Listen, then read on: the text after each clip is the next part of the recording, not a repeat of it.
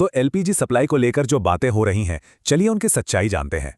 Social media पर आजकल fuel को लेकर काफी चिंताजनक पोस्ट दिख रही हैं। तो सच क्या है?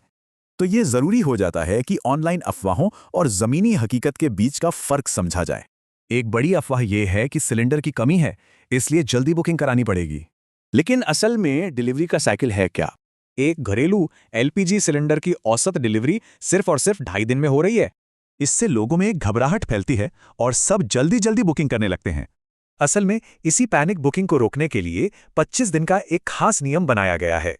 ये सिस्टम जमाखोरी रोकता है ताकि सबको सिलेंडर मिले, तो घबराने की कोई बात नहीं। एक और चिंता है कि दुनिया में जो हो रहा है उसका सीधा असर हमारी रसोई पर पड़ेगा। लेकिन सच ये है कि घरेलू एलपीजी प्रोडक्शन बढ़ा है और ये सारा का सारा घरों के लिए ही है। तो चलिए देखते हैं कि ये प्रोडक्शन असल में कितना बड़ा है। एलपीजी प्रोडक्शन में 30% की भारी बढ़ोतरी की गई है ताकि सप्लाई चेन मजबूत रहे। तो सरकार की एक साफ रणनीति है, प्रोडक्शन बढ़ाओ और सप्लाई को प्राथमिकता दो। इसी रणनीति के तहत रोजाना 50 लाख से ज्यादा सिलेंडर पूरे देश में डिलीवर हो रहे हैं। अब सवाल उठता है कि अस्पताल और स्कूल जैसी जरूरी सेवाओं का क्या होगा? तो जो भी एलपीजी इंपोर्ट हो रही है उसे सबसे पहले इन्हीं जगहों पर भेजा जा रहा है।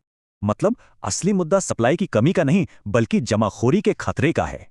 कुछ लोग मानते हैं कि ऐसे समय में सिलेंडर जमा करके रखना सही है, लेकिन ये जानना जरूरी है कि एलपीजी जैसी चीजों की जमाखोरी गैर कानूनी है। तो जो लंबी लाइनें दिखती हैं वो पैनिक बुकिंग की वजह से हैं, सप्लाई की कमी से नहीं। तो कुल मिलाकर बात यह है, सप्लाई सुरक्षित है, प्रोडक्शन बढ़ा हुआ है और जमाखोरी रोकने के नियम भी हैं। ये हमें एक अहम सवाल पर लाकर छोड़ता है, अफवाहों के इस दौर में सही जानकारी के लिए कहाँ जाएं?